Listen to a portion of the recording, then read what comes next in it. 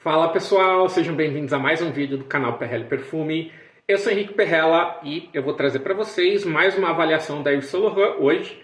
Já vou publicar essa também, que é talvez um dos perfumes masculinos mais conhecidos e mais polêmicos que tem, que é o Yves Saint Laurent Chorus.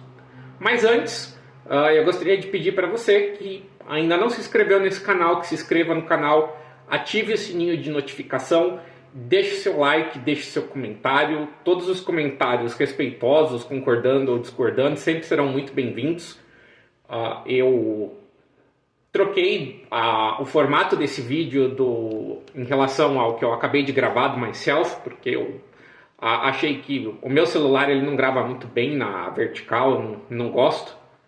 E estou tentando arrumar a luz também. Eu sei que vocês andaram reclamando da luz em outros vídeos e da câmera, mas espero que vocês tenham paciência, porque é a limitação do meu celular.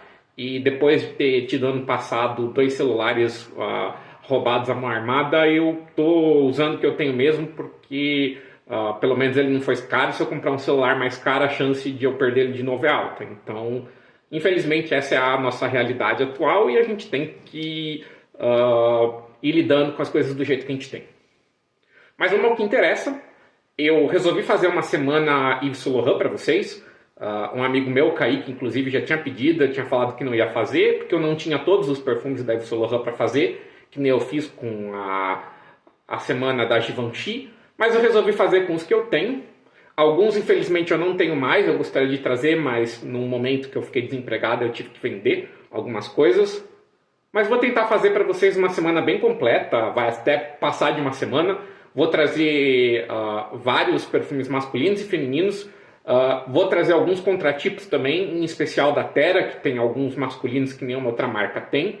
E espero que vocês gostem dessa saga de avaliações de uma marca que para mim já foi uma das minhas queridas, mas que quando foi vendida para a L'Oréal, eu confesso que eu meio que perdi o encanto pela Yves Saint Laurent.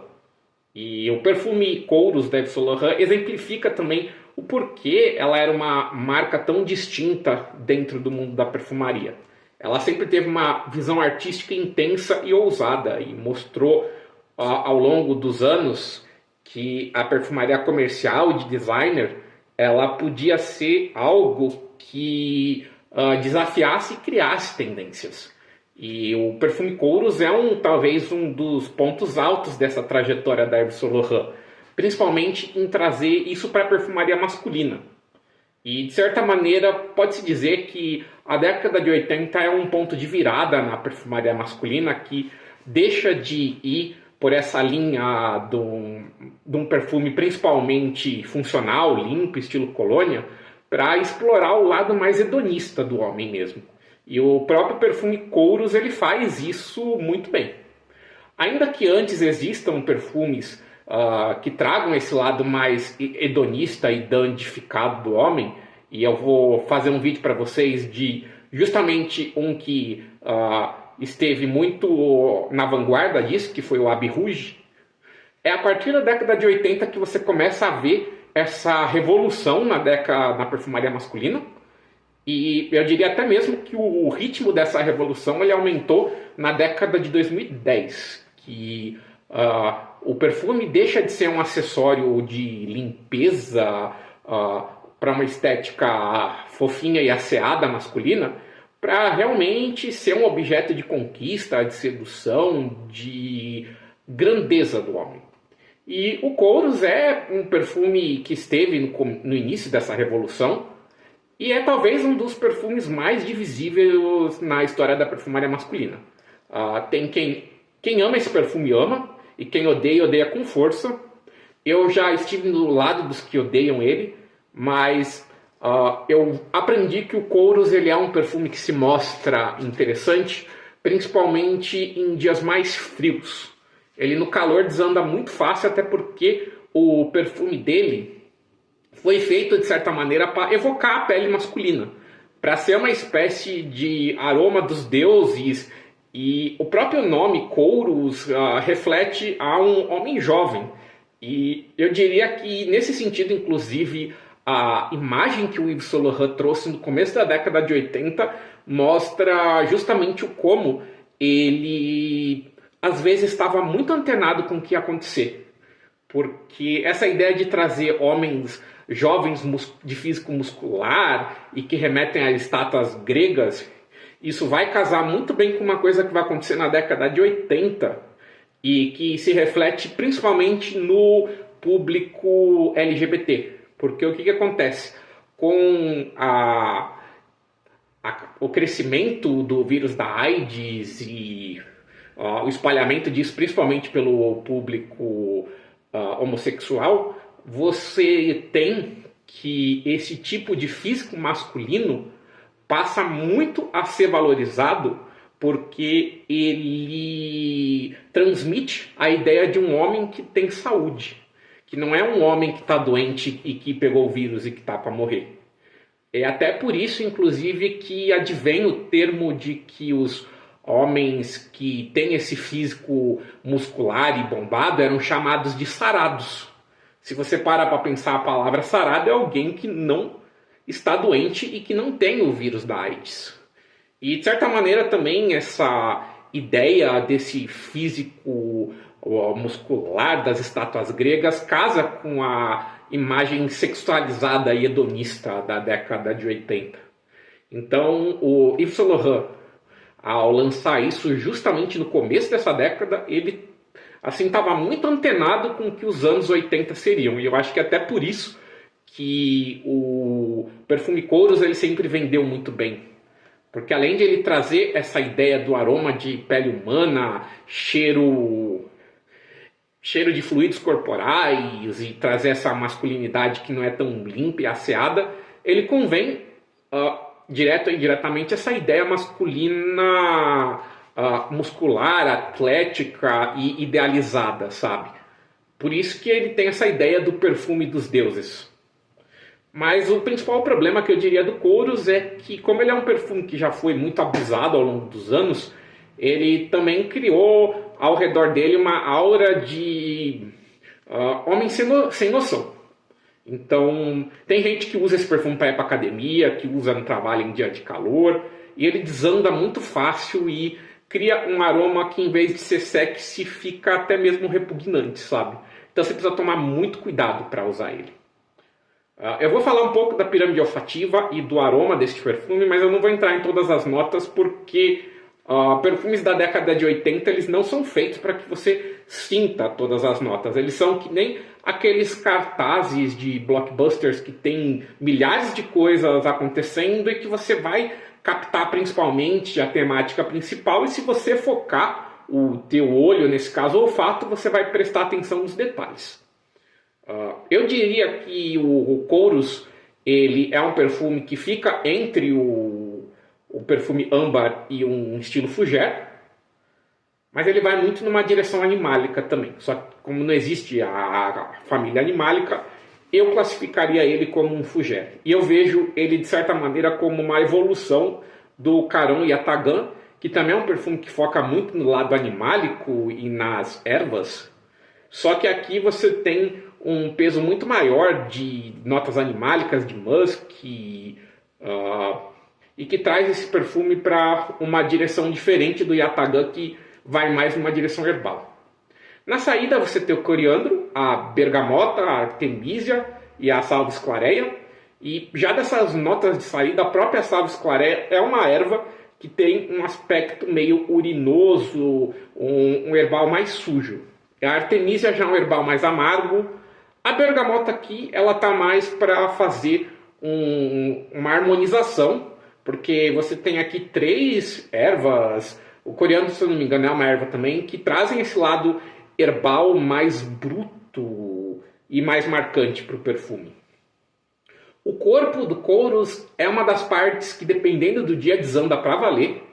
E é até curioso, porque é justamente no corpo que o Kouros ele flerta entre o masculino e o feminino. Ele tem um corpo de cravo, jasmim, gerânio, íris, flor de cravo e canela.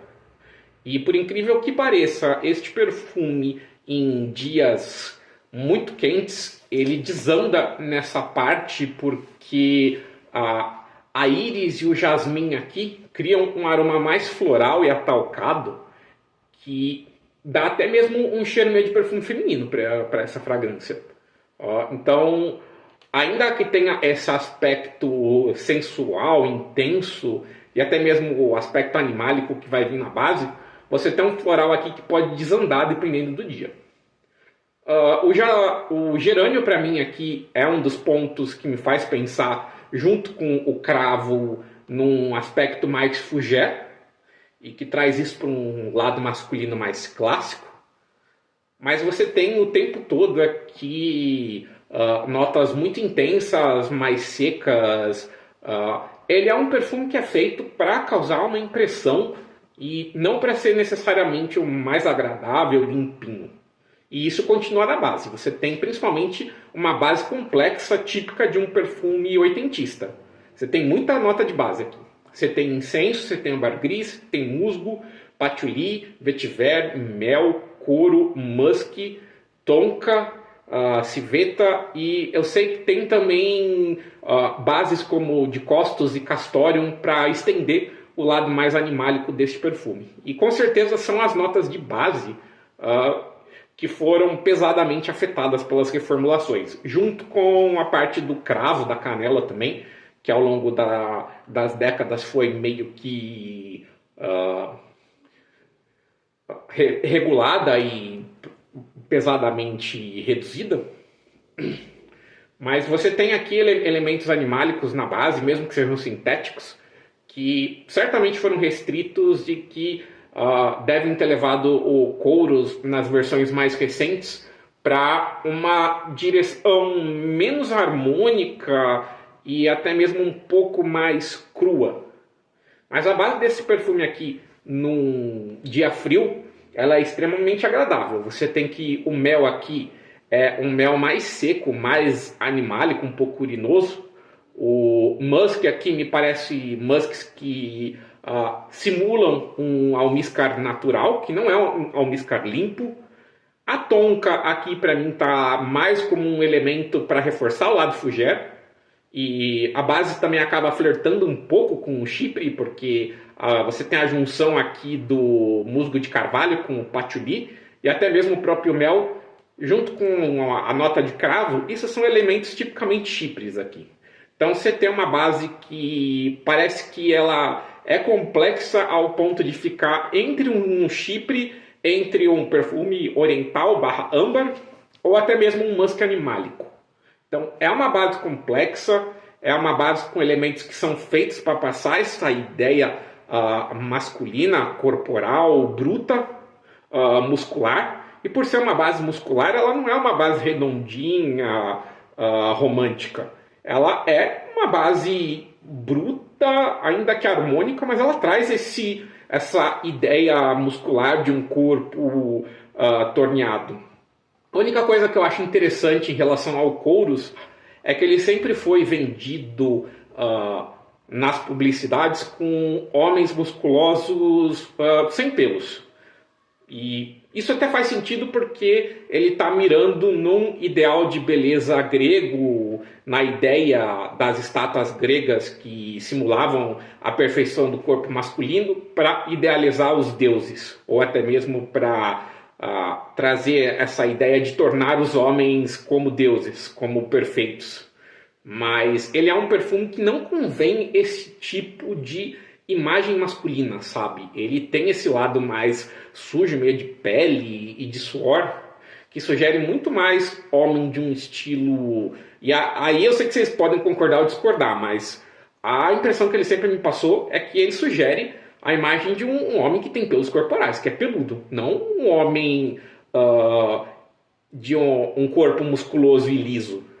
Eu acho que nesse sentido o Body Kouros e o Kouros Silver, eles convêm muito mais essa direção do que o Kouros tradicional. O Kouros tradicional, ele passa muito mais essa ideia de homem peludo.